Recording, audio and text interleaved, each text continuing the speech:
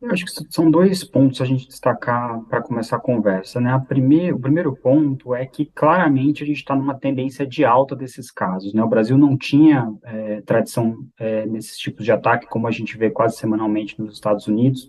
Então, só para o pessoal que está em casa ter uma ideia, a gente demorou 10 anos para completar 5 casos, né? Contando do primeiro em 2002.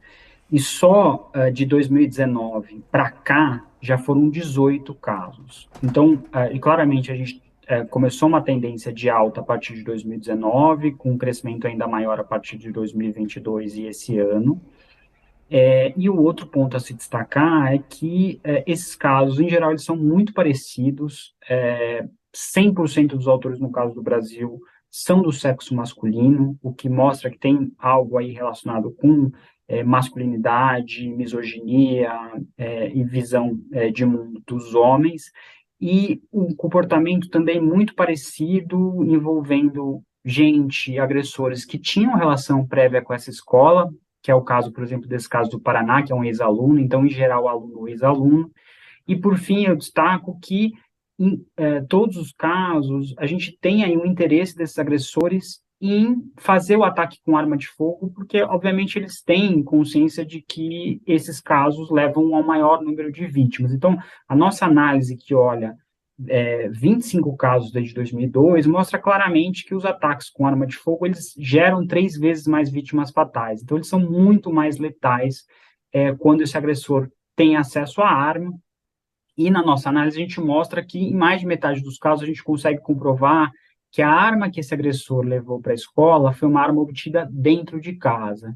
Então, obviamente, uma política aí dos últimos anos que facilitou e até estimulou pessoas a comprarem armas é algo que piora esse fenômeno dos ataques à escola. Então, acho que esse é um primeiro panorama inicial para a gente dar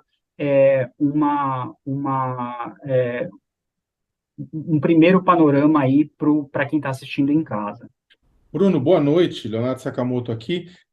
Pelo que você falou, né, o oposto também no caso é verdadeiro. Uma campanha ampla e profunda de desarmamento da população também reduziria, a letalidade dos ataques nas escolas. Eles podem eventualmente migrar, buscar uma faca, buscar uma machadinha, só que os dados do Sou da Paz mostram que esses ataques com armas de fogo são muito menos letais, 3 vezes menos letais. Então, para reduzir as mortes nas escolas, ajudaria bastante um programa de uma política ampla de desarmamento. Com certeza, acho que são três elementos que eu acho que a gente pode colocar, né? A primeira é, quanto mais lares a gente tem com arma de fogo, mais possibilidades desses agressores acessarem essas armas e levarem para a escola. Esse é um primeiro ponto.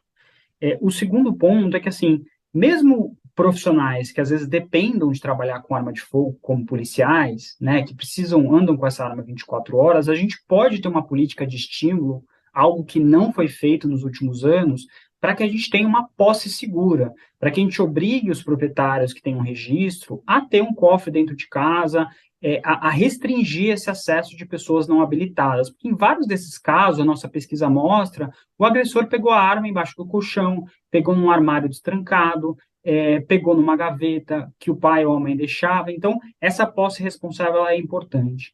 O terceiro ponto, Sakamoto, que você menciona, é que, assim, claramente a gente vê o quanto armas mais potentes geram mais vítimas fatais. Então, é óbvio que a gente precisa prevenir esses ataques de todos os tipos, mas um ataque com faca, você tem a possibilidade da vítima se defender, dos professores eventualmente fazerem desarmar esse agressor, e a nossa pesquisa mostra que vários ataques de faca terminam sem nenhuma vítima, porque é mais fácil você fazer a contenção.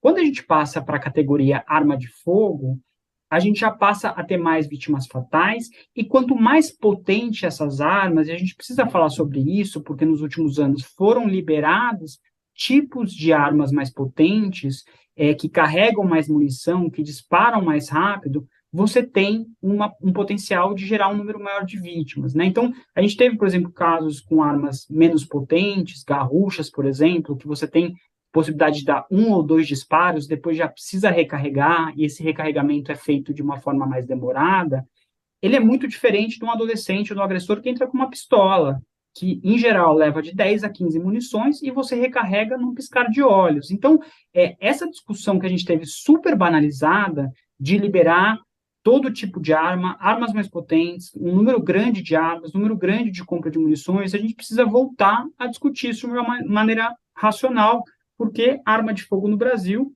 gera 40 mil mortes por ano. Então, não se trata aqui de fazer uma discussão de um mundo idílico, sem armas, mas a gente fazer uma regulação responsável sobre armas de fogo no Brasil, e isso tem tudo a ver, infelizmente, com essa onda de ataques a escolas. O Bruno, sobre treinamento de professores, né? O governador do Paraná disse que esse professor passou por um treinamento.